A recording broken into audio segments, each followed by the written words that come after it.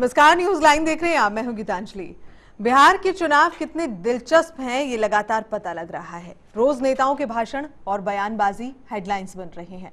ऐसा लग रहा है कि नेताओं के भाषण बिहार का भविष्य तय करने वाले हैं। हर मुद्दे पर नेता बात कर रहे हैं, लेकिन जो मुद्दा बिहार की जनता के लिए बेहद जरूरी है वो नेताओं की जबान पर आता ही नहीं। बिहार के 3 चरण बीत चुके हैं और अब चौथे दौर के लिए 1 नवंबर को वोटिंग होनी है। आज हम इन्हीं मुद्दों पर बातचीत करेंगे।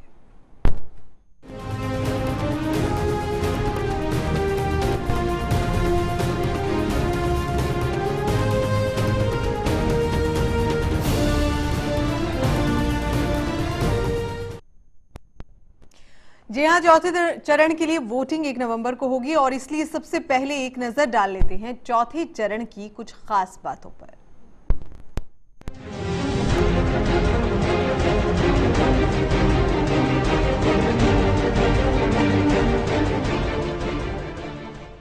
चौथे चरण के संग्राम में 7 जिलों की 55 विधानसभा सीटों पर चुनाव होगा। महागठबंधन की तरफ से जेडीयू 21, आरजेडी 26 और कांग्रेस 8 सीटों पर चुनाव लड़ेगी।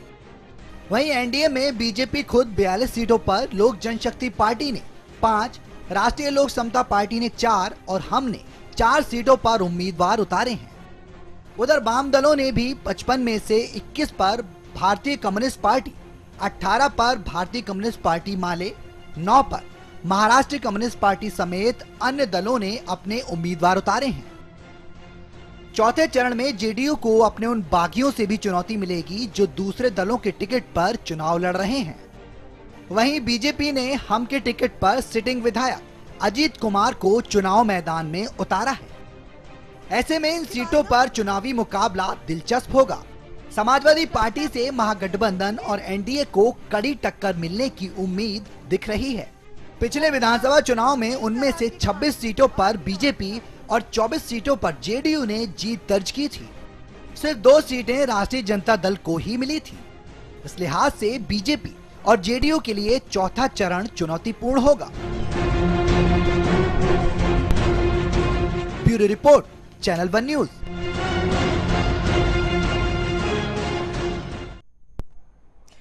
तो कितना खास है ये बिहार इलेक्शन, अंदाजा लगाया जा सकता है। सभी राजनेता इस इलेक्शन में पूरी तरह से दमखम दिखा रहे हैं और जीत को लेकर आश्वस्त भी है, लेकिन जीत किसके हिस्से आएगी आने वाला वक्त तय करेगा। बहरहाल यहां पर हम तय करेंगे वो सवाल, वो जवाब जो बिहार की राजनीति को लगातार गरमा रहे हैं और बिहार की राजनीति में किस तरह से बदलाव और उतार चढ़ावों को बयां करेंगे, उसी पर हम चर्चा करेंगे। चर्चा के लिए जो मेहमान मेरे साथ मौजूद है मैं परिचय करा देती हूँ। हमारे साथ में मौजूद है मुकेश वाजपेयी, नेता बीजेपी। हमारे साथ मौजूद है दीपक सारस्वत, नेता जेडीयू, और साथ ही दयाराम त्यागी, नेता कांग्रेस भी हमारे साथ में मौजूद है। आप सभी मेहमानों का बहुत बहुत स्वागत है। मुकेश जी, पहले सवाल आपसे। ये कहा जा रहा है कि आरोप प्रत्यारोप जो है वो तो होते ही है, इलेक्शन आता है, चुनाव आते हैं तो इस तरह के आरोप प्रत्यारोप होते हैं, लाजमी होते हैं, लेकिन बीजेपी पर गाहे बगाहे ये आरोप लग रहा है कि शब्दों को अपशब्द में बदल रही है बीजेपी और इस तरह की बातें जो है वो कर रही है। क्या वाकई इस चुनाव में ये सब बहुत जरूरी है? कोई उदाहरण दें। जिस तरह से देश के प्रधानमंत्री नरेंद्र मोदी कहते हैं, डीएनए की बात हुई थी। इसके अलावा ये भी कहा जा रहा है कि बिहार की जनता जो है वो बीमारू हो गई है, बिहार को कैंसर हो गया है। ऐसे कई उदाहरण है अगर आप मांगेंगे तो, और मेरे ख्याल मुझसे ज्यादा आपके जो और दोस्त साथी बैठे हैं वो ज्यादा दे देंगे। बहरहाल ये मुझे आप बता दीजिए कि शब्दों को अपशब्द में बदलना, मैं और राजनीति और जो पार्टी के लोग हमारे साथ में मौजूद हैं मैं उनसे भी यही बात करूंगी, लेकिन सबसे पहले शुरुआत आपसे करना चाह रही हूं, आखिर ऐसा क्यों? देखिए, आपने उदाहरण दिए, 1-2 दिए, मैं उस पर भी जवाब दूंगा, लेकिन आपको याद दिलाऊं कि जब मोदी जी ने इस चुनाव की जब पहली रैली को संबोधित करा था, या उससे पहले एक सरकारी प्रोग्राम में जब वो गए थे जी, या उसके बाद पहली या 2 रैलियां जब उन्होंने संबोधित करी, तो उसमें उनका एकमात्र उद्देश्य सिर्फ विकास था। और उन्होंने ये कहा था कि बिहार जो है एक और देश की में जो और राज्य हैं उनकी अपेक्षा कुछ पिछड़ा हुआ है, अब से नहीं पहले से पिछड़ा हुआ चला आ रहा है, और उसको बराबर लाने के लिए विकास के लिए बिहार में कुछ अतिरिक्त एफर्ट्स करने पड़ेंगे।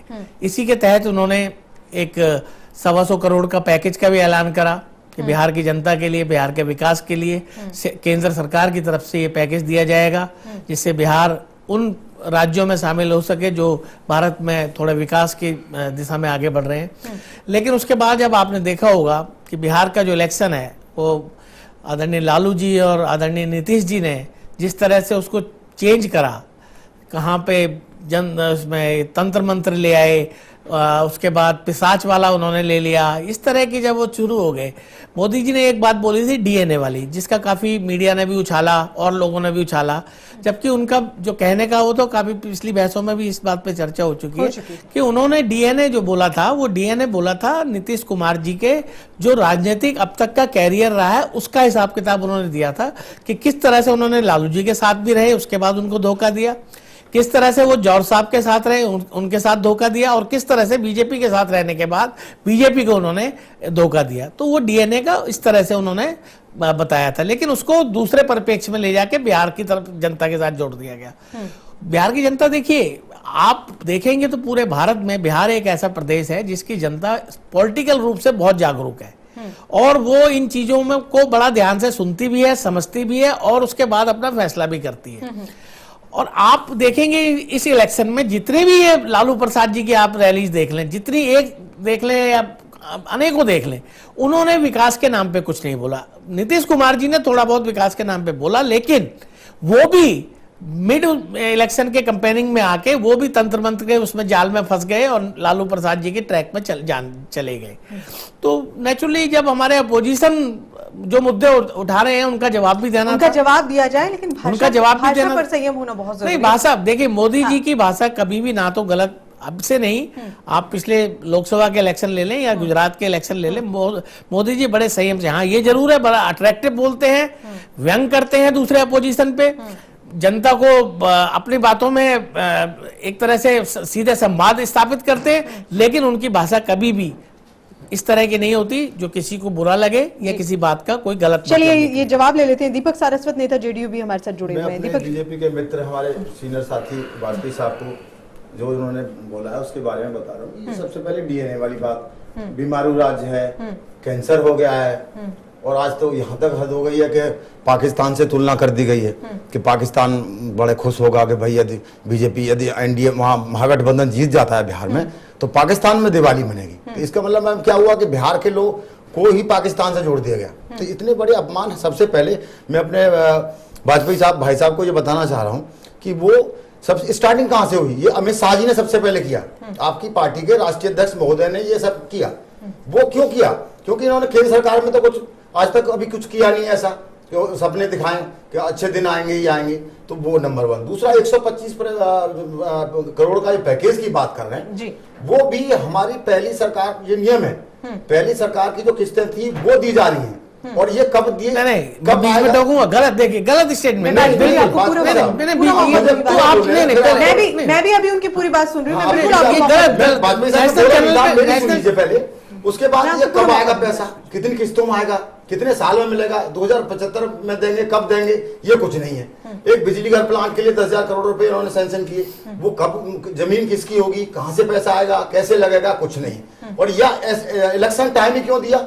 आपकी 17 महीने सरकार बंद हो गई है केंद्र में जो है, यदि आपको इतना बिहार से लगा। चलिए जवाब ले लेते हैं, तो आप पहले करते हैं इस काम को। दयाराम त्यागी, नेता कांग्रेस भी हमारे साथ में मौजूद है, लेकिन पहले मैं इसका जवाब जरूर लेना चाहूंगी। वाजपेयी जी। बिल्कुल मैं जवाब दूंगा। देखिए अब ये तुलना कर रहे हैं पाकिस्तान से कि बिहार को पाकिस्तान से हमने मिला दिया, नहीं। सुनिए, आप बयान को देखिए। जब लोकसभा में इलेक्शन हुए थे, सबसे ज्यादा दुख अगर दुखी कोई हुआ था तो हमारी विपक्षी पार्टियां, जब मोदी जी ने शपथ ली थी, और पाकिस्तान। और अगर आप 16 या 17 महीने का कार्यकाल देखेंगे तो पाकिस्तान हर जगह से आइसोलेट हो गया। यूएन में भी जाके, आज उसको आपने कल की न्यूज देखी होगी, वहां पे भी वो हार गया है। आप ये देखेंगे कि सबसे ज्यादा खुशी किसको होगी अगर भारत में मोदी जी, मैं उसी बात पे आ रहा हूँ, अगर कहीं पे मोदी जी या बीजेपी कमजोर होती है, सबसे ज्यादा खुशी किसको होगी? सबसे ज्यादा खुशी होगी पाकिस्तान को, क्योंकि पाकिस्तान को इस समय ये हालात नजर आ रहे हैं कि मोदी के रहते हुए पाकिस्तान की क्या हसर होने वाला है, पाकिस्तान को अंदाजा हो चुका है। उदाहरण आप सेट कर रहे हैं, ये थोड़ा सा समझने की बात है। नहीं, उदाहरण बिल्कुल क्लियर है, बिल्कुल क्लियर है। देखिए, छोटा राजन पकड़ा गया, अगला नंबर दाऊद, हाफिज सईद पकड़ा गया, तो उसका श्रेय भारत सरकार को जाता है। मेरा पूरा सेंटेंस हो जाने दीजिए, उसके बाद बोलिए। देखिए, छोटा राजन पकड़ा गया, अगला टारगेट दाऊद इब्राहिम, हाफिज सईद और जो उनका एक नजरबंद है वो है आतंकवादी। तो पाकिस्तान इस बात से बिल्कुल खुश होगा कि किसी भी तरह मोदी जी के या बीजेपी कमजोर होती है भारत में, कहीं चुनाव हारती है, तो उसका मजा पाकिस्तान पूरा लेगा, पाकिस्तान में जश्न मनेगा। चलिए, ये आपकी दूसरी चीज है कि इन्होंने पैकेज वाली बात बोली। इन्होंने बिल्कुल गलत स्टेटमेंट दिया कि पिछली कोई किस्तें थी, पिछली किस्तें नहीं थी। जब हमारी गवर्नमेंट आई तो मोदी जी ने वादा करा था, वही वादे को पूरा करा। दूसरा सवाल कि टाइमिंग देखिए, कोई भी पैकेज बनाने में फाइनेंस मिनिस्ट्री को टाइम लगता है, 17 महीने नहीं लगते सर, फीडबैक लेनी पड़ती है, फीडबैक लेने के बाद एक प्रोसेस होता है, उस प्रोसेस को फॉलो करना पड़ता है। और फिर ये भी देखा जाता है कि उस पैकेज का फायदा कितना मिल पाए, और वो इलेक्शन से बेटर कुछ हो नहीं सकता। नहीं, ये कहना गलत है, ये कहना गलत है। अगर 3 महीने पहले पैकेज दे दिया जाता तब भी वही बात थी, अगर इलेक्शन के टाइम में दिया गया तब भी वही बात। चलिए, बहरहाल दयाराम त्यागी जी इस पर क्या कह रहे हैं? बिहार की जनता के लिए नीति नियत है ही नहीं, नीता कांग्रेस नियत साफ है ना, नीति है। चलिए, नीता कांग्रेस में मैं आपको एक बात कहना चाहता हूँ। हमारे वाजपेयी जी की मैं बात सुन रहा था बहुत देर से। देखिए, अगर इनको मतलब चिढ़ ना हो इस चीज से, और अगर ये ना भड़के इस चीज से, क्योंकि सच्चाई से हमेशा आदमी भड़कता है। आज की तारीख में अगर किसी भी राष्ट्रीय नेता की अगर शैली अगर गलत है, जो भाषा है, वो मोदी से ज्यादा आज की तारीख में किसी की नहीं हो सकती। सबसे पहले तो मैं एक ही बात जानना चाहूंगा कि इनकी तो नींव भी, आज ये देश की बात करते हैं, आज ये पाकिस्तान की बात करते हैं। मैं सबसे पहले बता दूं, इनकी तो नींव ही गोडसे जी ने जब महात्मा गांधी की हत्या करी थी, इनकी तो नींव ही इस तरीके की पड़ी हुई है। इनका आप इस हत्या से बीजेपी को कहां से जोड़ रहे हैं? सर, आरएसएस में देखिए, मैं जवाब दे रहा हूँ। आज की तारीख में बीजेपी सरकार नहीं चला रही है, आज की तारीख में सरकार चला रही है। ये आपका मानना है? मेरा मानना नहीं है, मैं आपको उदाहरण दे रहा हूँ। पूरी कैबिनेट, प्रधानमंत्री से लगाकर उनकी पूरी कैबिनेट, जो मोहन भागवत जी हैं, जो आरएसएस के प्रमुख हैं, उनके सामने जब नतमस्तक होते हैं तो आप ये कैसे कह सकते हैं? क्योंकि उनका कोई पार्टी से लेना देना नहीं है। लेकिन मैं इस बात पे आ रहा हूँ, जो आप ये बात कह रहे हो, पाकिस्तान की बात। मैं वाजपेयी जी को आप एक बात ये कहना चाहता हूँ।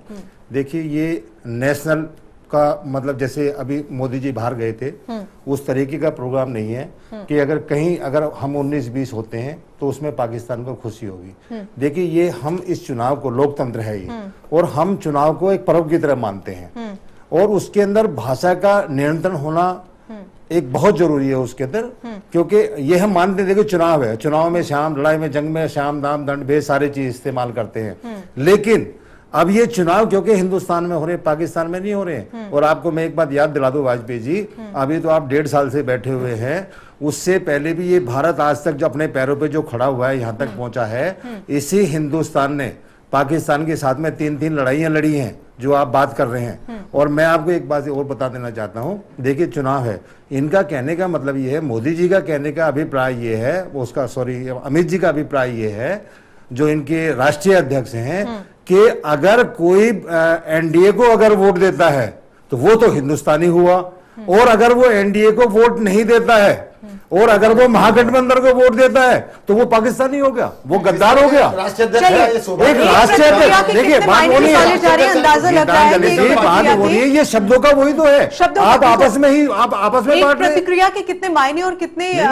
देखिए मैडम, ये प्रतिक्रिया आप जो है हिंदुस्तान में, आप हिंदुस्तान में हिंदुओं को हिंदुस्तान में बांट रहे हैं। हम बात कर रहे हैं कि अगर एक चीज में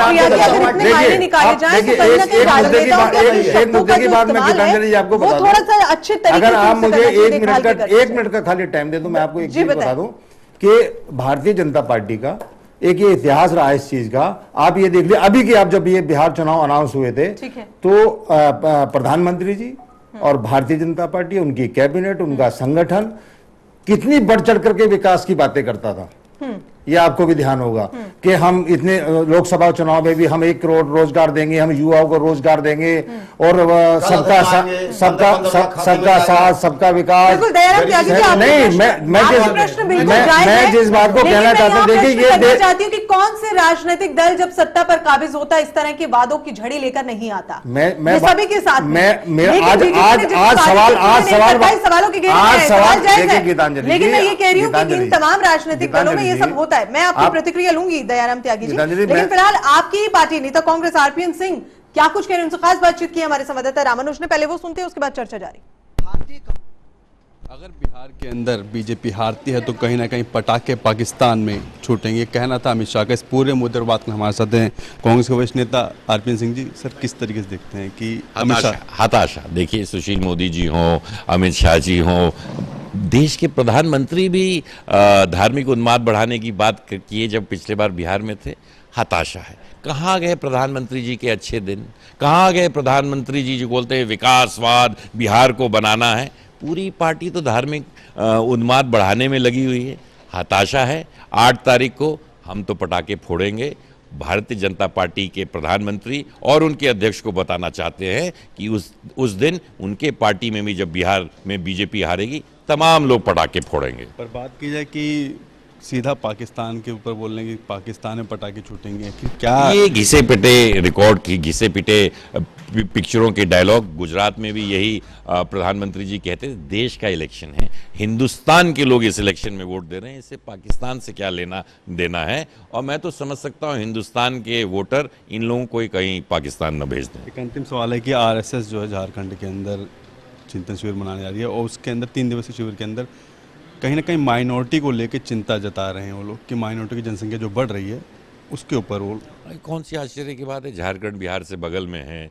धार्मिक उन्माद बढ़ाने का काम अगर आरएसएस इलेक्शन के दरमियान नहीं करेगी तो कब करेगी? तो इसमें आपको आश्चर्य होने की क्या? जाए पूरा देश जानता है क्यों झारखंड में इलेक्शन के दरमियान जब प्रधानमंत्री अमित शाह जी, सुशील मोदी जी, तो आरएसएस क्यों पीछे रहे? धार्मिक उन्माद बढ़ाए, देश तबाह हो जाए, पर इलेक्शन जीतना चाहिए।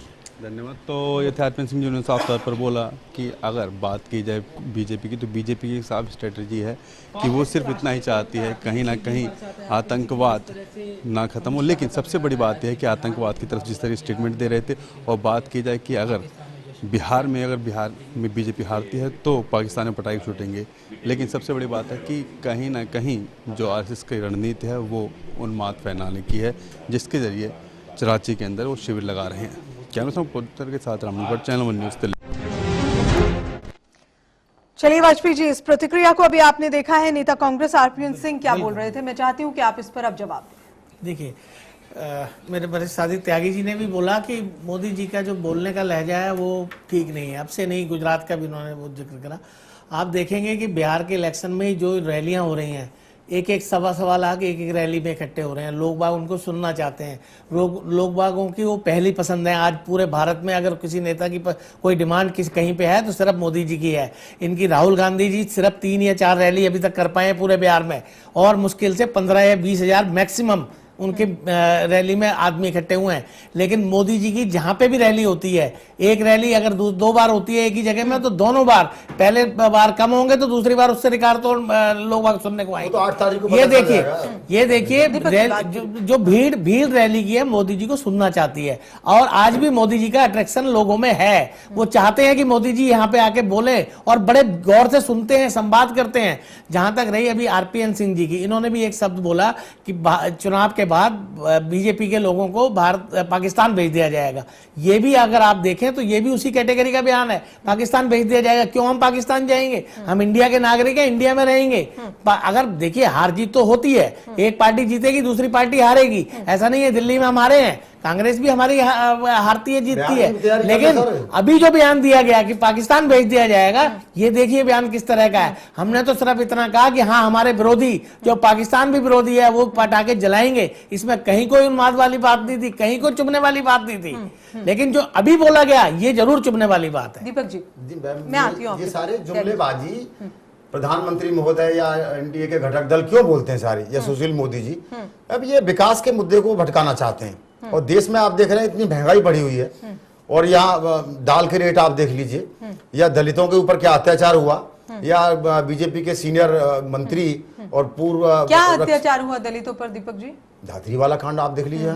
आप उसे दलित से जोड़कर क्यों देख रहे हैं? दूसरा हरियाणा वाला मैम देख ये लीजिए, दलितों से जोड़कर क्यों देखा जा रहा है? फरीदाबाद के ये पास हादसा जो किसके भी बच्चों साथ को हो सकता है, आप इसे दलित, यही तो समस्या हमारे नहीं, वहाँ राजनेताओं सरकार की। किसकी है? राजनीति को हमेशा दलितों से जोड़कर देखते हैं, धर्म से गीतांजलि जोड़कर मैम, मेरा देखते आपसे हैं। निवेदन है, ये वहाँ कौन सरकार सा किसकी देने है? की कोशिश क्या कर रहा हमारी है है? दादरी में? बीजेपी की है? दादरी में ये हमारी है। दलितों का इसे आप नहीं, मामला इधर मैं मत बात कर रहा हूँ, दादरी की मैं बात आपका कर रहा हूँ। हरियाणा वाली जी, बात कर रहा हूँ। इसे दलित वहाँ क्या हुआ? दलित का रूप देने की, रंग देने की कोशिश ना नंबर करें, तीसरा कृपया करके। जी। ये दाल वाला मैटर, हाँ, महंगाई आप मुद्दा कह सकते हैं। मैम उस पर जवाब दे देता हूं मैं। त्रहमाम त्रहमाम देश की कर रही है, ठीक है। और हमारे देश के प्रधानमंत्री एक बिहार के पीछे लगे पड़े। अब ये पता नहीं चल रहा वो प्रचार मंत्री है, प्रधानमंत्री है या विदेश मंत्री है, तो इनके पास कोई नेता ही नहीं है। और मोदी जी को देश की जनता आपकी नकार पीड़ा चुकी क्या है। है कि देश के प्रधानमंत्री नरेंद्र मोदी बिहार इलेक्शन में पहुंच रहे हैं, या आपकी पीड़ा है कि महंगाई पर कंट्रोल नहीं किया जा रहा? पीड़ा नंबर 1 महंगाई है। हम लोगों ने, पूरी देश की जनता ने जवाब मांगिए सरकार से। हम मैंडेट दे रहा हूं, जो दिया जवाब है, मांगिए। प्रधानमंत्री को मैंडेट जो क्या दिया जवाब? था 2014 में, वो इसलिए दिया था कि वो देश पे शासन करें। मेरे भी प्रधानमंत्री हैं वो जो, लेकिन वो बिहार के ऊपर प्रचार मंत्री, इतने बड़े देश के नेता हैं वो, उनके प्रधानमंत्री प्रचार से आपको समस्या है या फिर बढ़ती महंगाई से समस्या है? मैम मैं दाल दोबारा वाली बात पूछना कर रहा चाहती हूँ। हूँ। आज 200 रुपए किलो दाल है, ठीक है, मैं किसान जवाब से देता 40 रुपए किलो ली जाती है, उसको भी छुपाने के लिए ऐसे जुमले छोड़ देते हैं। ठीक है, मैं जवाब देता हूँ, सर, दाल का एक जवाब मिनट, दे देता हूँ। मेरी बात सुन ले, बात जुमले सुनिए। छोड़ते हैं। महाराष्ट्र में बात किसकी सुनिए। सरकार है मैम? देश में लातूर डिस्ट्रिक्ट महाराष्ट्र में पड़ता है, 80% दाल की मंडी है वहाँ, और वहाँ पर सारा माफिया लोगों ने, व्यापारी लोगों जायज ने, सवाल है, आप पूछ सकते हैं, बिल्कुल सही हाँ, कह रहे हैं व्यापारी आप। लोगों ने, महंगाई के मुद्दे पर आप लेकर मैं गिर उसी की सकते बात हैं। कर रहा हूँ मैम। जी, तो वहाँ व्यापारी लोगों ने जितना ठीक है। घूसखोर लोग हैं, या जो सारा दाल 80% दाल दबाई हुई है, मैं तो जवाब ये दे सरकार वहाँ किसकी मैं है? आती हूँ आपके पास। आप बताइए, सरकार तो वहाँ महाराष्ट्र में बीजेपी की चल रही है ना, तो उसको क्यों नहीं छुड़वाते? दाल क्यों नहीं सस्ती होती? विदेश से खिलानी नौबत ही नहीं आई। वाजपेयी जी, आप जवाब दीजिए आज तक। बिल्कुल जवाब देता हूँ। देखिए, सारस्वती जी ने महंगाई की बात करी, दाल की बात करी। देखिए, दाल का मैं बिल्कुल मानता हूँ, और इस बात को बिल्कुल सच्चाई है इस बात की कि दाल की कीमतों में बढ़ोतरी हुई है। लेकिन इसके पीछे की आप बात समझिए कि पूरे वर्ल्ड में जो है दाल की पैदावार कम हुई, इंडिया में भी पैदावार कम हुई, इसके प्राकृतिक कारण रहे। उसके बाद जो स्टेट गवर्नमेंटों में जो जहाँ पे ये स्टॉक हुआ था, जहाँ पे ये काले बाजारियों ने दाल को छुपा के रखा था, महाराष्ट्र से? एक सेकंड, महाराष्ट्र में 5000 टन दाल अभी 3 दिन पहले जब्त की गई है। सर, प्याज क्या है? महाराष्ट्र प्याज पहला क्या है? ऐसा प्याज स्टेट महंगी है है। जिसमें 5000 दाल टन जो है वो रिकवर की है वहां से। चलिए, बात दूसरी बात मैं एक बताता हूँ, घट क्यों नहीं रही? एक सेकंड बात, त्योहारों का दीपक टाइम जी, चल रहा है। सुन दीपक लीजिए, जी, सुन बात- लीजिए, दीपक जी, जवाब ले लीजिए, धीरे-धीरे। अभी प्रश्न हाँ, किया आपने। हमने एक्सपोर्ट करा है दाल के एक दिवाली से तक आने तक कंट्रोल में आ जाएंगे। दूसरी बात मैं बता रहा हूँ कि सिर्फ एक दाल को आप छोड़ दीजिए, 499 में आपको आइटम गिना सकता हूं जिसकी कीमत सस्ती हुई है, जिसकी कीमत कम हुई है। चाहे आप तेल के पदार्थ ले लीजिए, चावल ले लीजिए, चीनी ले लीजिए, आटा ले लीजिए, गेहूं ले लीजिए, सोना ले लीजिए, मैं 499 चीजें ऐसे बता सकता हूं जिनकी कीमत कम हुई है 16 महीने में। लेकिन एक दाल की कीमत बढ़ने के लिए इसके पीछे के कुछ कारण होते हैं जिनको उनको भी देखना पड़ेगा, और इस बात को मैं स्वीकार कर रहा हूं, हमारी पार्टी स्वीकार कर रही है, और हम इस पर लगातार निरंतर हम इस पे कार्रवाई कर रहे हैं, और आने वाले टाइम में आप देखेंगे दाल की कीमतें जहां थी उससे भी कम हो चलिए, जाएगी। तो दाल की कीमतों की बात है, महंगाई की बात है, इसके अलावा कई ऐसे अन्य मुद्दे हैं जिसे बीजेपी भुनाने की कोशिश कर रही है, लेकिन इसके अलावा तमाम जो अन्य राजनीतिक दल हैं, जो महागठबंधन का हिस्सा है, वो भी पीछे नहीं आया। वैसे में सवाल यह है कि बिहार की जनता के सामने जो स्थिति बन रही है वो बड़ी ही पशुपेश की बन रही है, लेकिन क्या होगा बिहार की जनता ही फैसला करेगी। एक छोटे से ब्रेक के लिए रुक रहे हैं, चर्चा लगातार जारी।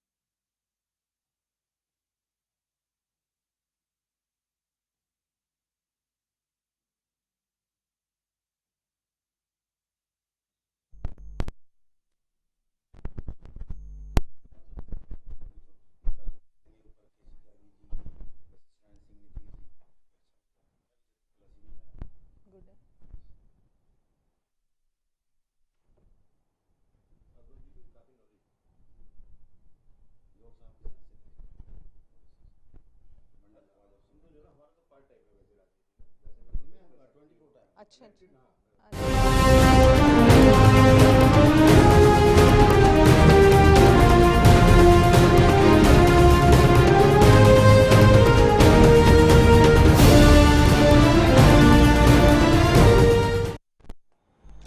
ब्रेक के बाद स्वागत है। बिहार विधानसभा चुनाव चौथे पड़ाव पर पहुंच चुका है, लेकिन अब भी बिहार के सिंहासन का सरताज कौन होगा, इसकी तस्वीर फिलहाल धुंधली नजर आ रही है।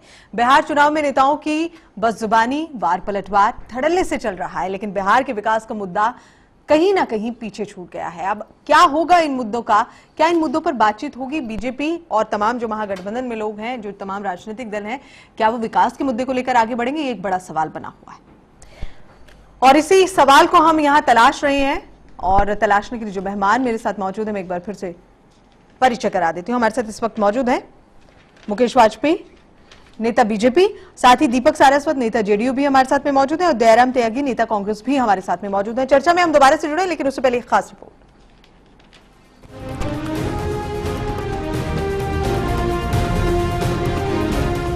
बिहार विधानसभा चुनाव 2015 में भड़काऊ भाषण है, अभद्र शब्दावली है, ठिठोली है, मसाला है, कभी कभी तो नेता शायर भी हो जाते हैं। यानी एंटरटेनमेंट के लिए यहाँ सब कुछ है, लेकिन जमीनी मुद्दे गायब हैं। दूर दूर तक ये मुद्दे ना तो दिख रहे हैं, न सुनाई दे रहे हैं, और शायद यही वजह है कि 3 चरणों के चुनाव के बाद भी अब तक बिहार की राजनीतिक तस्वीर धुंधली नजर आ रही है। कभी ऊंट बीजेपी एनडीए गठबंधन के पक्ष में जाता नजर आ रहा है, तो कभी महागठबंधन पूरे दमखम से बाजी मारता नजर आ रहा है। वनडे मैच की तरह रोमांचक हो चुके हैं इस चुनावी समर में महंगाई, गरीबी, आतंकवाद, विकास जैसे आम आदमी से जुड़े मुद्दे मानो गायब हो गए और इनकी जगह भड़काऊ भाषण, अभद्र शब्दावली और हंसी मजाक से भरपूर बयानों ने ले ली है। बीजेपी अध्यक्ष अमित शाह कहते हैं कि अगर बिहार में बीजेपी हारती है तो पाकिस्तान में पटाखे फूटेंगे। शाह के बयान के बाद ऐसा लगता है कि मानो ये चुनाव भारत में नहीं बल्कि पाकिस्तान में हो रहे हैं। लेकिन शाह के इस बयान को भी समझा जा सकता है। प्रचार के दौरान नेताओं ने एक दूसरे के खिलाफ आपत्तिजनक शब्दों के इस्तेमाल में कोई परहेज नहीं किया। पीएम मोदी महागठबंधन को 3 इडियट्स का गैंग कहते हैं, तो आरजेडी सुप्रीमो लालू यादव ने प्रधानमंत्री की तुलना कालिया नाग से कर डाली। लालू के इस बयान का जवाब पीएम मोदी ने चंदन कुमार और भुजंग प्रसाद जैसे शब्दों का इस्तेमाल करके दिया। नौबत यहाँ तक आ गई कि लालू ने अमित शाह के लिए नरभक्षी शब्द का इस्तेमाल कर डाला। तो शाह कहाँ रुकने वाले थे? उन्होंने लालू को चारा चोर की उपमा दे डाली। यानी साफ है कि हमारे नेता महज सिर्फ और सिर्फ अपने स्वार्थ की राजनीति कर रहे हैं। उन्हें जनता की उम्मीदों से कोई लेना देना नहीं। देश में अगर बिहार राज्य की बात करें तो आज भी बिहार और राज्यों की तुलना में काफी पिछड़ा माना जाता है। बावजूद इसके चुनाव में विकास, बुनियादी जरूरतें, शिक्षा, स्वास्थ्य जैसे तमाम ऐसे मुद्दे जिनकी वाकई में बिहार की जनता को जरूरत है, वो मुद्दे जैसे गायब से हो गए। Bureau report, channel 1 news.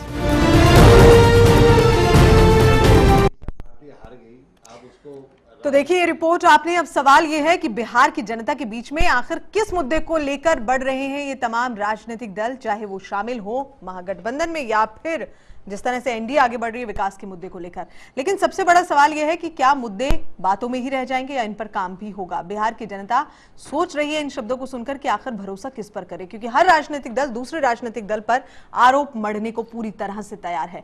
Tyagi ji, अभी ब्रेक से पहले हम बात कर रहे थे, लगातार चर्चा कर रहे थे उस आरक्षण की जिसको भुनाने की कोशिश जो है वो बीजेपी ने की है, और देश के प्रधानमंत्री नरेंद्र मोदी जब वहां रैली को संबोधित करने के लिए पहुंचे तो उनकी जबान पर भी ये मुद्दा था। कैसे देख रहे हैं आप? देखिए गीतांजलि जी, आपने मेरी बात बीच में रोक दी थी, मैं उसी मुद्दे पे बात कर रहा था कि जब ये चुनाव शुरू हुआ था तो बड़ी एक विकास की बात हुई थी कि विकास, सबका साथ, और जहां तक विकास की बात है, मेरी अपनी समझ से जो है, या बिहार की जनता इस चीज को ज्यादा समझती है, नीतीश कुमार जी से ज्यादा उस बिहार के अंदर किसी ने आज तक इतना विकास नहीं किया जितना नीतीश ने किया, और साफ सुथरी छवि और दूसरी बात मैं ये कहना चाहता हूँ, कब तक के विकास की बात करेंगे आप? जब बीजेपी साथ में थी या बीजेपी से अलग हटने? सर मैं ये कह रहा हूँ पहले भी और बाद में भी तो यानी कि इसमें आप बीजेपी का कहीं ना कहीं योगदान मानते हैं? सर मैं कह रहा हूँ, देखिए अब जैसे प्रधानमंत्री जी हैं, जो उनके मंत्रिमंडल जी है, नाम किसका होगा? प्रधानमंत्री जी का। तो नीतीश कुमार जी सीएम थे, तो नेचुरल बात है कि सारा उनकी देख रेख में हुआ है। अब उनके कैबिनेट में कौन है उस बात पे थोड़ा ना जाया जाएगा। दूसरी बात मैं ये बात कह रहा हूँ कि अभी जैसे हमने विकास के ऊपर ये चुनाव मतलब शुरुआत हुई, लेकिन आप विडंबना देखिए कि विकास के मुद्दे आहिस्ता आहिस्ता पीछे होते जा रहे हैं। एक मुद्दा उसमें भागवत जी ने, जो इनके आरएसएस प्रमुख हैं, उन्होंने एक आरक्षण का मुद्दा छोड़ दिया। किस लिए? एक के आपस में बांटने के लिए कि ध्रुवीकरण हो जाए। तो आपको ध्यान होगा वो इनके लिए उल्टा पड़ा इनके ऊपर। अगर मैं गलत कहीं नहीं कह रहा हूं तो वो इन्हीं के ऊपर उल्टा पड़ा। फिर उसके बाद में आपने थोड़े दिन के बाद देखा होगा वो दादरी कांड हो गया। अभी आप थोड़ी देर पहले आप एक बात ये कह रहे थे कि बीजेपी का इससे क्या लेना देना है। मैं आपको ये बात बता रहा हूं कि हर चीज के आप मुजफ्फरनगर मतलब ये कांड हुआ, बीजेपी के अलावा तो किसी का नाम नहीं आया। दादरी वाला कांड आया और किसी का नाम नहीं आया, बीजेपी का नाम आया। आप बीजेपी से उसे कैसे कनेक्ट कर रहे हैं? बीजेपी का कहां से? संगीत सोम जी हैं जो इनके मिनिस्टर हैं और हैं, उनके ऊपर एफआईआर दर्ज हुई है। चार समाजवादी पार्टी के नेताओं के नाम भी हैं, ऊपर एफआईआर दर्ज हुई है। चार समाजवादी बराबर है। चलिए दूसरी चीज मैं आपको एक बात जा रहा हूँ, हम चुनाव को इसको कहां लेकर के जा रहे हैं। हाँ। इससे भी ज्यादा हद इस बात की हो गई जो अभी अमित जी ने ये एक मतलब इस तरीके का भाषण दिया। और आप क्या चुनाव की बात कर रहे हैं, आप क्या विकास की बात कर रहे हैं? 2005 में नीतीश जी इन्हीं के कैबिनेट मिनिस्टर थे। हाँ। वाजपेयी जी के टाइम में। हाँ। 2005 में जो आज ये उसको उठा करके लेके आ रहे हैं। मतलब एक बात मुझे ये बताइए, आपको मैं एक बात बता दूं, जितनी मुझे समझ है, जितनी मुझे जानकारी है, जैसे आप मुस्लिमों की आप बात करते हैं जी, तो अगर मैं इस चीज को मतलब इस चीज के खिलाफ नहीं हूं, मुस्लिमों के अंदर भी गीतांजलि जी हर वर्ग होता है, जाति का वर्ग होता है, ठीक है। उसमें दलित भी होता है, उसमें सारी चीज होती है। अगर एक दलित को मतलब उनका मिल रहा है, और अगर नीतीश जी ने कह भी दिया 2005 में, पहली बात तो 2005 की बात है, वो इन्हीं की एक सरकार का एक हिस्सा थे उस टाइम पे नीतीश जी, तो मैं नहीं समझता कि मतलब कोई बुरी बात कही है। लेकिन आप तो देश बांटने की बात कर रहे हैं, और नीतीश जी को आप अभी कभी वो उसका वो ले आते हैं, क्या नाम है, अभी आपने देखा वो तांत्रिक का वो ले आते हैं। हम लोग नहीं, वो 1 साल पहले का है, 1.5 साल पहले का है। जब वो किसी को गुरु माने या चले जाए तो वो तो पाप हो गया। और या मोदी साहब वाराणसी चले जाए, गुरु से मिले, लेकिन वो गुरुजी लालू के लिए मुर्दाबाद के नारे भी लगा रहे थे, जिनके साथ चुनाव लड़ रहे हैं। राजनीति में जिंदाबाद मुर्दाबाद ये चलता रहता है, राजनीति में जिंदाबाद मुर्दाबाद चलता रहता है। उनके तो उन्होंने क्या थोड़ा उनको प्यार से उनको गले लगा लिया। मैं आती हूँ वाजपेयी जी, इसमें क्या और मैं जिस बात मैं अपने 2 बात पूरी कर दूं। अब इससे भी मतलब एक परिकाष्ठा देखिए, हम कहां से कहां जा रहे हैं चुनाव को लेकर के। खुद पीएम जी जो हमारे पीएम है, वो एक भाषण में कहते हैं, एक सीवान में एक भाषण देते हैं कि आपको मतलब उसके अंदर ये कहते हैं नीतीश जी को उन्होंने आतंक की फैक्ट्री खोल रखी है। अरे आप कहाँ, आप मतलब कि कितना ध्रुवीकरण करेंगे, आप कहाँ इस देश को लेके जा रहे हैं? आप प्रधानमंत्री होते हुए आप उसकी गरिमा आप देखिए ना, आप उनको आप किस तरीके के भाषण दे रहे हैं। अरे साबुद्दीन ठीक है, उसने गलत काम किया, वो जेल के अंदर है, लेकिन जब वो एक पब्लिक का एक मतलब वो प्रतिनिधित्व करते थे, तो वो मतलब वो उग्रवादी हो गए। तो एक साफ संकेत, एक बांटने का इससे ज्यादा संकेत क्या होगा कि आप आतंक की फैक्ट्री चला रहे हैं, आप उनको संरक्षण दे रहे हैं। भाषा शैली कैसी है? भाषा शैली की हम बात कर रहे हैं। प्रधानमंत्री जी को जवाब ले लेते हैं। और अभी मीसा भारती का आप देख लीजिए, जो आप आया, एक महिला, एक मतलब एक देखिए कितना एक मतलब एक इमोशनल भी, अपनी माँ को इस्तेमाल करते हैं चुनाव के लिए। देखिए माँ तो माँ होती है, ठीक है ना, आप उनको अपने साथ नहीं रख सकते। कभी उनको पिछड़ा, कभी अपना आपको पिछड़ा उसको कहते हैं, कभी उसको कहे मैं दलित के मतलब बेटा हूँ। अब आरक्षण के समर्थक, अब मतलब आरक्षण के समर्थक जवाब ले लेते हैं। मीसा भारती जी का देखिए, भारतीय मतलब वो एक भारतीय नारी हैं, और हम सब भारतीय नारी का एक सम्मान करते हैं। भाषा देखिए, आप चुनाव के टाइम में क्या क्या अपनी भाषा का, मुझे भी कहते हो शर्म आ रही है, मैं भी नहीं कह सकता उस भाषा को। चलिए जवाब लीजिए। 3 सवाल में मैं तीनों का जवाब देता हूँ। 3 सवाल पूछे, तीनों का जवाब देता हूँ। पहला सवाल इनका ये था कि मोदी जी विकास की बात नहीं कर रहे, और बातें कर रहे हैं, विकास की बात नहीं कर रहे। इनके राहुल गांधी तो सूट बूट के अलावा कोई बात नहीं कर रहे।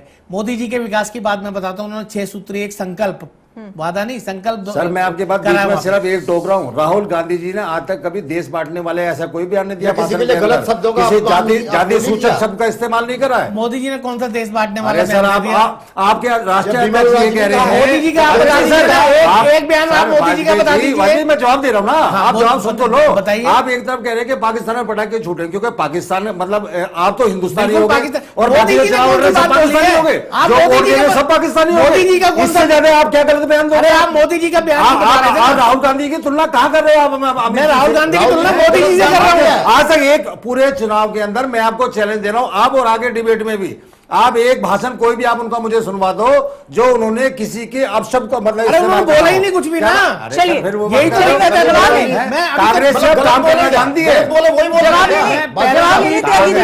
पहले सिर्फ काम करना जानती है। 2 जवाब मेरे रह गए। चलिए वाजपेयी जी, उन्होंने विकास के लिए 6 सूत्रीय एक संकल्प दोहराया है, जिसमें पूरे बिहार के लिए सड़क, पानी, बिजली और बिहार के हर परिवार, सबका साथ सबके विकास के नारे को लेते हुए हर परिवार के लिए, चाहे वो किसी जाति, किसी वर्ग, किसी धर्म का हो, उस हर परिवार के लिए दवा, शिक्षा और रोजगार, ये 6 सूत्री एक संकल्प दोहराया है। ये तो हो गई विकास की बात। दूसरी बात रह गई मीसा भारती वाली। अभी एक यूट्यूब में आपको मैं अभी दिखा सकता हूं, मीसा भारती जी जब मुलायम सिंह जी के लड़की की शादी थी, लड़के की शादी थी लालू प्रसाद जी के यहाँ, दिल्ली में रिसेप्शन पार्टी थी, मीसा भारती जी सेल्फी खिंचवा रहे हैं मोदी जी के साथ, पैर छू रहे हैं, मोदी जी आशीर्वाद दे रहे हैं। तो ये राजनीतिक एक सेकंड यार, सारस्वती जी पूरी होने दीजिए, मैं आपको ये राजनीति को आप किस नजरिए से देखना चाहते हैं? ये नेता कहाँ ले जा रहे हैं? एक बाप की तरह आशीर्वाद देते हुए बेटी के लिए, और ये हर बाप कहता है कि मेरी बेटी सेट हो जाए, कहीं उसका फ्यूचर अच्छा हो जाए, ये हर बाप की चाहत होती है। अगर मोदी जी ने ये बोला कि लालू प्रसाद जी चाहते हैं कि उनकी बेटी और बेटे सेट हो जाए, अगर मोदी जी ने ये बोला, नहीं बिल्कुल नहीं, अगर मोदी जी ने ये बोला कि लालू प्रसाद जी चाहते हैं कि उनकी बेटी और बेटे सेट हो जाए, तो इसमें उनके फ्यूचर की बात है। और ये नेताओं की संकोच मानसिकता है कि जो इन शब्दों को दूसरी तरफ ले जा रहे हैं। मोदी जी से आशीर्वाद लेते हैं, मोदी जी उनके पिता के बराबर है, उनको आशीर्वाद देते हैं, शादी की फोटो से। चलिए दीपक, इस तरह की राजनीति ना करें। नंबर 1 ये पानी, बिजली, ये समस्या है लोकल है, वो पहले से। अरे आप ये बताइए, आप वोट क्यों दें? नया क्या था देश में? प्रधानमंत्री जी को बोलना पड़ रहा है देश का, इसलिए बनाया वो देश में सबको दूर करें। बिहार में तो पहले सब आप नहीं कर पाए, आपने कर दिया। बात बोल रहे हैं किसी की बहन बेटी है, बिहार का इलेक्शन हो रहा है, उसके लिए आप बोल रहे सेट का मतलब क्लैपिंग करके, ऐसे करके मजाकिया तौर पे आप वो प्रधानमंत्री महोदय ने बोला है, जो है पूरे देश में की लड़कियों का, महिलाओं का और बिहार में खासकर इलेक्शन है, सबका अपमान किया। देखिए वाजपेयी जी, इस बात को आप मानेंगे कि व्यक्ति का जो हाव भाव है वो काफी हद तक उसे प्रभावित करता है। और दूसरा आप ये भी मानेंगे कि शब्दों का चयन जो है वो बहुत सोच समझकर कम से कम राजनेताओं को करना चाहिए, क्योंकि जनता का प्रतिनिधित्व यही राजनेता करते हैं और जनता के बीच में एक मैसेज यही राजनेता देते हैं। आप उसके बाद नहीं बोलूंगा, सिर्फ एक बात ये कहना चाहता हूं, देखिए वो देश के प्रधानमंत्री हैं, अगर वो इस चीज को अगर इन शब्दों के अंदर कहते हैं कि लालू प्रसाद जी आप अपनी बेटी को मतलब राजनीति के अंदर नहीं स्थापित कर पाए, मैं आपको ऑफर दे रहा हूं, ठीक है ना, आप मैं उनको अच्छा पद दूंगा, उनको चुनाव लड़वाऊंगा, उनको मिनिस्टर बनवाऊंगा, आप उनको हमारी पार्टी के अंदर भेज दीजिए, आप हम उनको अपनी पार्टी में लेने के लिए तैयार हैं। देखिए शब्दों की तो बात है, फिर मैं वीडियो क्लिप बोल रहा हूं, एक शब्दों की तो बात है, देश के प्रधानमंत्री वो अभी तक। अरे सर मैं तो उन शब्दों को इस्तेमाल ही नहीं करना चाहता, मैं तो उन शब्दों को इस्तेमाल ही नहीं करना चाहता, क्योंकि वो एक नारी का अपमान है जो उन्होंने शब्द बोला। प्रधानमंत्री बाद में देखिए जो प्रधानमंत्री जी ने देश के प्रधानमंत्री होते हुए इन शब्दों का इस्तेमाल हुआ है, मैं इसकी निंदा करता हूँ और ये भारतीय नारी का अपमान है। बिल्कुल हम यही कहेंगे कि कोई भी दल का नेता हो और खासकर कोई भी दल का नेता हो, वो इस तरह की भाषा का इस्तेमाल, शब्दों का इस्तेमाल नहीं होना चाहिए, अर्थ का अनर्थ नहीं होना चाहिए। दूसरे की भी सुन लीजिए जी, बताइए। मोदी जी प्रधानमंत्री बाद में है, पहले एक इंसान है, एक संस्कार उनके अंदर है, भारत की देश के संस्कार है। प्रधानमंत्री और वो कभी भी किसी नारी, किसी वो औरत के विषय में इस तरह की सोच नहीं रखते। आप एक बार वाजपेयी जी शब्दों को अपने जनता मैं इसका कंडेम करता हूं। वाजपेयी जी प्लीज, मैं आपको एक बात मैं आपको सिर्फ एक बात पूछना चाहता हूँ कि जो अपनी अर्धांगिनी जिसके साथ 7 फेरे लिए और जो पंडित भी वचन दिलवाते हैं, ठीक है ना, 7 वचन दिलवाते हैं, उन्होंने उनका निर्वाह नहीं करा, वो क्या जाने नारी का सम्मान, वो नारी का सम्मान क्या जाने। इटली तक बात जाएगी जी। आज का मेरा विषय ये नहीं है, मैं आप जो सत्ता में आए हैं वाया इटली आए हैं, तो आपके कोई भी साथ नहीं है, आपकी कोई उपलब्धि नहीं है। ये बात सही कह रहे हैं कि भाषा की बात करें और उन्हीं शब्दों और इस तरह की भाषाओं को हम इस्तेमाल करें, प्लीज। हम तो यहाँ संयम रख सकते हैं, हम यहाँ एक हेल्दी डिबेट करने के लिए बैठे हैं। अगर कोई सड़क छाप नेता बोले ना तो उसकी तो बात मान यही बात तो बोल रहे हैं, मोदी जी ऐसी सोच रखने वाला देश के प्रधानमंत्री बोल रहे हैं, राशमी जी सम्मान के साथ मैं बात कह रहा हूँ। तो आप मानेंगे कि बातें जो है प्रधानमंत्री की पद की गरिमा का भी अपमान किया गया। दीपक जी संयम रखिए। वाजपेयी जी, इस बात को तो आप मानेंगे कि कभी भी जो शब्दों का चयन है, मैं दोबारा वही दोहराऊंगी और मेरे ख्याल से सब लोग यही मान रहे हैं, जो दर्शक इस वक्त इस प्रोग्राम को देख रहे होंगे वो भी इस बात को मानेंगे कि शब्दों का चयन बहुत ही, शब्दावली जो है वो स्वच्छ होनी चाहिए, हेल्दी होनी चाहिए, ताकि उसका बेटर जाए। मैं उसी सब बहरहाल मुझे आप मैं फिलहाल अब अपने प्रश्न को इस और घुमाना चाहती हूँ। आरक्षण के मुद्दे को लेकर आप क्या बिहार में हिंदू मुस्लिम करके इस चुनाव को जीत पाएंगे? क्योंकि आपका कहना है जो आरक्षण के मुद्दे पर देश के प्रधानमंत्री नरेंद्र मोदी ने भी ये बात कही थी। मैं चाहती हूँ कि आप मुझे बताएं, क्या यही मुद्दा लेकर आप आगे बढ़ेंगे? विकास की बात आप कर रहे थे, आरक्षण पर आगे। देखिए मैं बिल्कुल आप सही मुद्दे पे आप आ गए।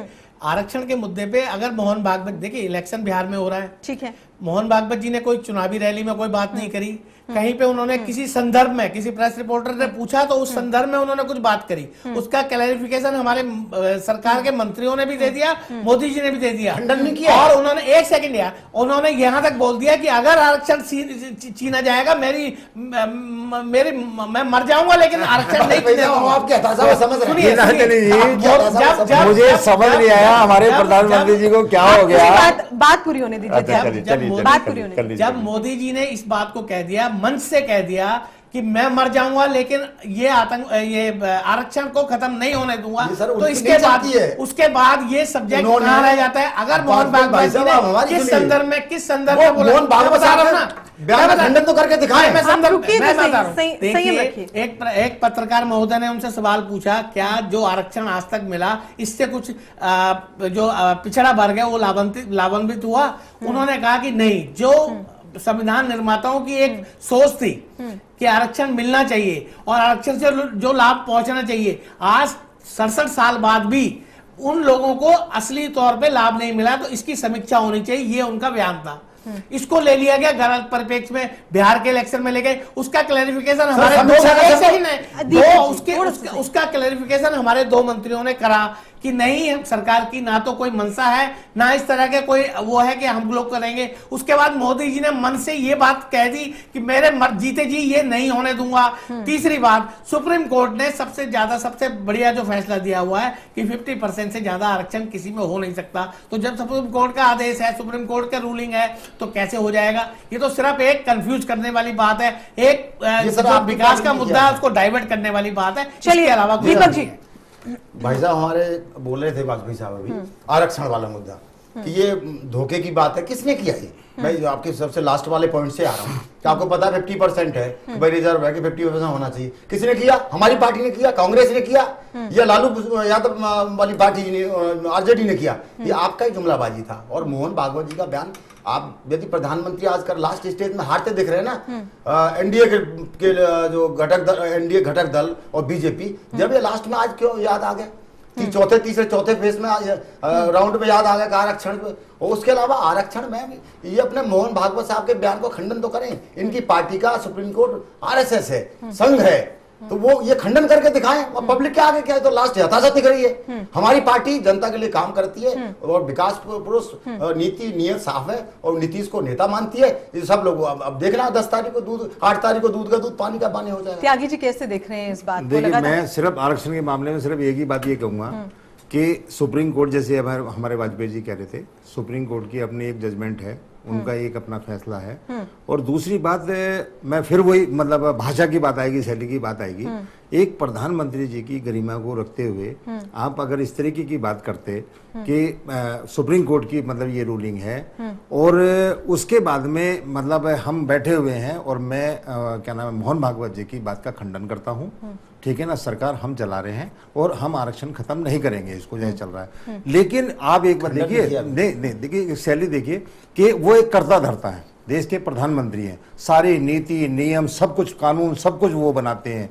उनको इस तरीके की जैसे लालू जी तो सत्ता में विपक्ष में बैठे हुए हैं, वो तो सड़क पे बैठे हुए हैं, वो एक भाषा बोल रहे चलो समझ में आता है। एक प्रधानमंत्री जी जो सब कुछ करता धरता है, मुखिया है इस देश के, वो इस तरीके की भाषा का इस्तेमाल करें कि मैं अपनी जान दे दूंगा, आरक्षण खत्म नहीं करने दूंगा। अरे ये सब बात मतलब आप एक गरिमा को रखो ना आप उसके वो मुख्यमंत्री कौन बनेगा। और दूसरी बात एक बात मैं आपको ये बता दूं, अभी जो नीतीश जी की बात हो रही थी, अभी आज ही की बात है, इन्होंने 80 सेकंड के अंदर 33 या 32 उन्होंने वो गिनाए थे, इनके करप्शन गिनाए थे। यही सब करते करते लोकसभा के चुनाव थे, कांग्रेस को भी ऐसे ही कोसते थे, लेकिन आज तक सिद्ध नहीं कर पाए कोई भी, जबकि सरकार चला रहे, सरकार में बैठे हुए, सब कुछ इनके हाथ में है। दूसरी बात मैं बता दूं, प्रधानमंत्री जी को अगर उंगली एक दूसरे की तरफ उठाओगे तो 3 अपनी तरफ उठती हैं। आप जो गिना रहे हो 7 साल आप भी तो सत्ता में बैठे हुए हो, उस टाइम में आपने क्यों नहीं उठाया, उस टाइम में बात क्यों नहीं, उस टाइम पे ये आपकी सरकार ने क्यों नहीं बात उठाई, उस टाइम पे साथ क्यों नहीं छोड़ा नीतीश कुमार का। जी देखिए, त्यागी जी ने कहा कि मोदी जी सब करता धरता है, मोदी जी सब कर रहे हैं, तो उन्होंने खंडन। अरे जब करता धरता ये बात आप मान रहे हैं इस बात को कि जो मोदी जी कह रहे हैं करता धरता मोदी जी हैं, तो मोदी जी इस बात को कह रहे हैं कि जब तक जिंदा हूं आरक्षण नहीं खत्म होने दूंगा, तो क्यों नहीं मान रहे हो आप? मैं अपनी जान दे दूंगा, मोदी जी है, और जब देश का प्रधानमंत्री इस बात को कह रहा है जिसने वाली बात है। अच्छा सर सारी बात छोड़ दीजिए, आप सारी बात छोड़ दीजिए, अच्छा सर आप सारी बात छोड़ दीजिए। एक इनसे जवाब लेता हूँ, सुप्रीम कोर्ट वो एक इनसे जवाब लेता हूँ, एक सेकंड एक ही जवाब लेता हूँ। मैं ये कह रहा हूँ कि जब वो ये कह रहे हैं कि अपनी जान देने के लिए तैयार है मगर आरक्षण खत्म नहीं होगा, वो मोहन भागवत जी की बात का खंडन क्यों नहीं करते? देश का प्रधानमंत्री देश का प्रधानमंत्री कह रहा है कि मैं नहीं होने दूंगा, तो इसका क्या मतलब हुआ? एक चीज ऐड करो, कल आप सुप्रीम कोर्ट का एक फैसला देख लीजिए, हायर स्टडीज में सुप्रीम कोर्ट ने आरक्षण मना कर दिया। चलिए दीपक सारस्वत जी आपकी फाइनल प्रतिक्रिया। फाइनल प्रतिक्रिया ये है कि आज बीजेपी और उसके घटक दल साथी लोग हैं। अरे आप अपना बताइए। मैं वही बताना चाह रहा हूं सर, मैं वही बता रहा हूं सर, दो का टाइम है वाजपेयी साहब, वोट मैं बता रहा हूं। बीजेपी मोदी को मत लाइए, आप नीतीश कुमार को क्यों दे वोट? ये देश में इतने हताशा में फंस गए सारे कि इनके पास है तो मुख्यमंत्री कैंडिडेट है न विकास का है, तो हम लोगों को तो मैम जमीन लेवल पे हम लोग रूट पे काम किया है, बिहार की जनता जानती है और इसलिए हम। चलिए अगर बिहार की जनता जानती है तो फैसला भी बिहार की जनता के हाथ में आने वाला 8 तारीख को हो जाएगा। वाजपेयी जी आपकी फाइनल प्रतिक्रिया। आपने तो सारे आरोप मुझ पे ही लगा के और मेरी पार्टी पे लगा के मुझे तो सिर्फ आपने डिफेंस करने दिया। मैं तो इनसे ही पूछना चाहता हूँ कि बिहार की जनता आपने ऐसा क्या काम करा जो आपको चुने? मैं बताऊं तो 6 आंकड़े आप बता रहे हैं करनी पड़ी, अगर पढ़ा होता तो जितने प्रश्न आप विशेष राज का दर्जा देते तो प्रश्न उन्होंने किए, मैंने आपको पूरा मौका दिया, मैंने जवाब भी दिया। मैं ये नहीं कहा, बिल्कुल आपने टाइम दिया। और जब ये हारने की कगार पे पहुंच गए तो इनके नीतीश कुमार जी तंत्र मंत्र के चक्कर में फंस गए, तंत्र मंत्र करा के ठीक होगा, हम करें तो पाप। वाराणसी, चलिए आप सभी का बहुत शुक्रिया और तंत्र में बड़ा अंतर होता है। मस्जिद में गए देखिए आपने लास्ट में सिर्फ एक सर हमारी बात सुनिए, लास्ट में अपना सिर्फ एक ये कहना है कि देश के प्रधानमंत्री जी से मैं ये निवेदन करता हूँ कि वो जुमलेबाजी छोड़ें और देश के लिए विकास की बात करें, युवाओं को रोजगार की बात करें, एजुकेशन की बात करें, हेल्थ की बात करें, जिन पर वो बात करें, और देश को बांटने का काम ना करें। चलिए बहुत बहुत शुक्रिया आप सभी का इस चर्चा में शामिल होने के लिए। वक्त चूंकि मेरे पास बहुत कम है और अगर हम इस पर बहस करें तो शायद देखिए बहस अभी 1 घंटे और चल सकती है, लेकिन यहां पर हमें इसको विराम देना होगा। लेकिन अगली बार जब हम बिहार चुनाव पे बात करेंगे तो इन अहम मुद्दों को भी जरूर खंगालेंगे। न्यूज लाइन में फिलहाल इतना ही, आप देखते रहिए चैनल पर न्यूज।